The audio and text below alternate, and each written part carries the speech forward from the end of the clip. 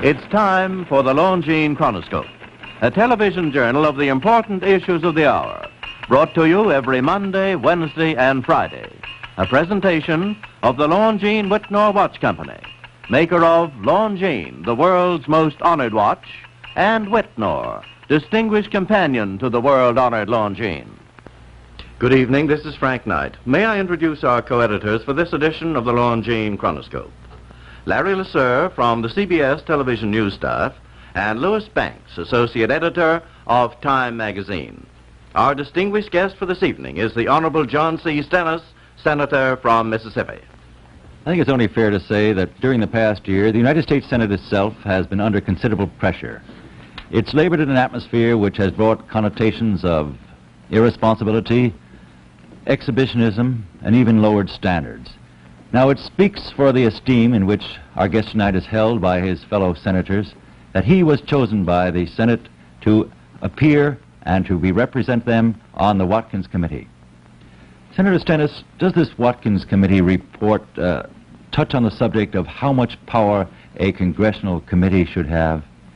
Yes, it does. That's one of the main points involved in the report. But before I say anything about the report, let me emphasize that I make no comment here about the allegations so far as they pertain to Senator McCarthy, his innocence or his guilt. I'm just discussing the legal principles involved, and you've mentioned one of the main ones. You know, we have the age-old conflict between the executive branch of the government, the presidency, which has certain power to withhold information and keep secret high matters on our security front, and then the legislative branch, which is the Congress, having the right to make investigations, primarily for two purposes. One, to determine what basis to pass the laws on, what are the facts with reference to needed legislation, and then to see also if the laws we already have are being properly carried out or executed, whether the money is being properly spent.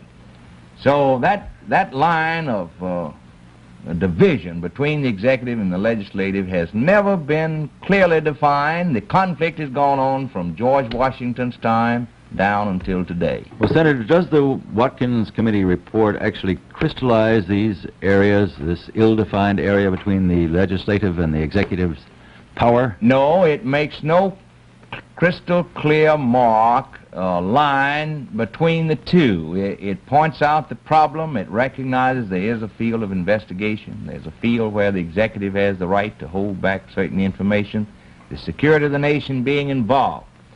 But it does point out this, that with the increased budget, with the enormous expenditures that we have, the budget having increased from $3 billion annually to $60 billion annually, with our far-flung military installations all over the world, and particularly in view of our worldwide fight against communism, international conspiracies, that there's more need for investigations. At the same time, there's more need for security information being kept secret under certain circumstances. Well, Senator, what rules changes does the Senate need in order to bring its committee mechanism up to date? We did not recommend any legislation on this very important and vexing subject, but we did recommend this, that the heads of the senatorial committees and also the ranking member of the party out of power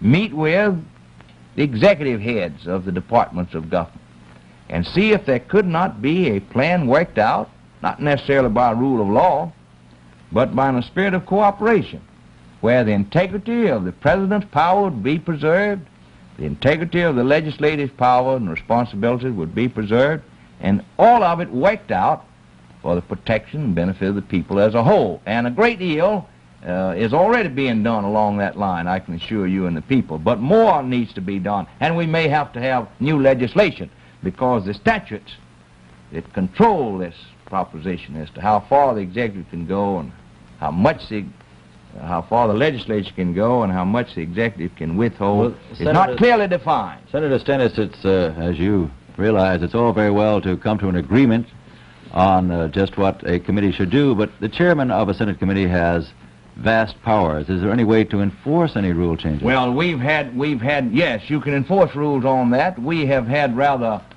vague and loose rules on the matter. I say this investigatory power has not been as extended and as important as it has become in the last few years. Now, the rules are not definite on that. Has been left in part to the standards that the committee itself might set, or which the chairman might set. Now, we feel that the Senate must re-examine this, must reappraise it, and we definitely recommend it here. A start on some additional rules. One is that no witness shall be compelled to testify unless there are at least 2 members of the Senate present, unless he waives that right, unless the whole committee votes to authorize the chairman to proceed. Another thing, that a witness can be interrogated only by a member of the Senate or a staff member chosen by the committee, not just the chairman, but by the committee for that purpose. And another thing we recommended, that no committee chairman be permitted to disclose what went on in the executive session, executive hearing, unless the committee votes that it be disclosed. We put another provision on there, a recommendation that no payments could be made for the expenses of this committee until it had complied with these rules. That is, the chairman certified. Senator Stennis, may I ask, did you touch upon the so-called rights of government employees to pass on classified material to members of Congress? Well, that's in the report, and what we said on that speaks for itself. That goes right back to the first point I mentioned here about the line being somewhat vague and uncertain in places. The executive branch of the government undoubtedly has the power to withhold certain information and to put executive orders that will keep those files, protect those files. Senator, I suspect that one key question that should be answered is whether you think the Senate is going to back up the Watkins Committee censure. Well, I don't want to pass on that in any way. That's each individual senator must make up his own mind. It presents a question that he has to apply his own standards of thinking and his own concept of senatorial conduct and the proper exercise of senatorial power. I have already reached my conclusions, but that's a matter that each senator must decide for himself. This is quite a strong It does involve the Senate. I think the senatorial question is involved, but each individual senator has to make up his mind. Well, Senator Stennis, I know you have compelling reasons for not wanting to predict what the Senate will do on the Watkins Committee report on Senator McCarthy. I wonder if I could put the question this way. Could you tell us what material effect it would have on a senator if the Senate passed a vote of censure against him? Well, that's entirely conjectural. I wouldn't want to go into that. It depends upon so many factors. The case has not been concluded, and haven't reached that part of it, and I would respectfully withhold all comment on that. Well, Senator, in a political year, wouldn't it have been easier for your committee to duck a decision on this and just, you weren't absolutely ordered to bring in a decision, were you? Well, we weren't ordered to make recommendations specific, but you say a political year. Now, we were appointed in a non-political atmosphere. The resolution said 3 Democrats and 3 Republicans, and that's the last time those words were used or heard. We had no suggestions whatsoever from any outside source or among ourselves about the political implications or the line of political parties with reference to this decision. We were entirely free of that. So after the evidence was heard and considered, why, they had instructed us to hear the testimony and to report. And the report speaks for itself as to what we decided. We thought we were following a line of duty with reference to that. Senator Stennis, of course, you're a member of the Armed Services Committee besides this special Watkins Committee. I'd like to ask you something about a new factor that's arisen now. How do you people or you yourself feel on the Senate Armed Services Committee about the rearming of West Germany? Well, I feel, and I think most members feel, that it's necessary to rearm Germany in order to protect the situation in Europe. I was in Europe a year ago, I thought then that EDC would not be ratified by France. And that came to a head this last September, and France turned the EDC down. I felt like that we should have another proposal, an alternative, and that has materialized. And apparently it is going to prevail, which will lead to a rearming of Germany, which is a necessary step, I think, to protect Europe. Incidentally, I think that we're gaining in the Cold War. Well, that's what I wanted to ask you. You're a man of considered much wisdom and moderation in the Senate. How do you feel actually we're doing in this Cold War now? Are we winning or are we losing?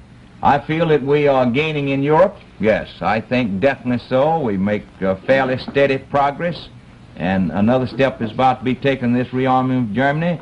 To be frank, I think we are losing in Asia. I don't try to put that blame on anyone. I think it's largely the course of events. I don't say we've lost everything, but I think the trend there has been against us. It's a long, long ways off. There's much territory involved. There are many, many countries. There are many, many, many people. Well, Senator, do you think we could actually do anything to stem the tide of communism over there?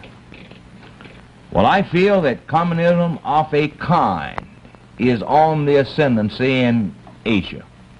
It's moving along slowly. I hope it's not altogether the Russian communism. I hope it's a different type. I believe it is, too. But that trend is on the move. And I think we must help retard it, but it's got to be worked out by the Asiatic people. I see. Well, thank you very much, Senator Stennis. It's very kind of you to come up from Washington to talk to us tonight. Pleasure. The opinions expressed on the Longines Chronoscope were those of the speakers. The editorial board for this edition of the Longines Chronoscope was Larry LeSueur and Louis Banks. Our distinguished guest was the Honorable John C. Stennis, Senator from Mississippi.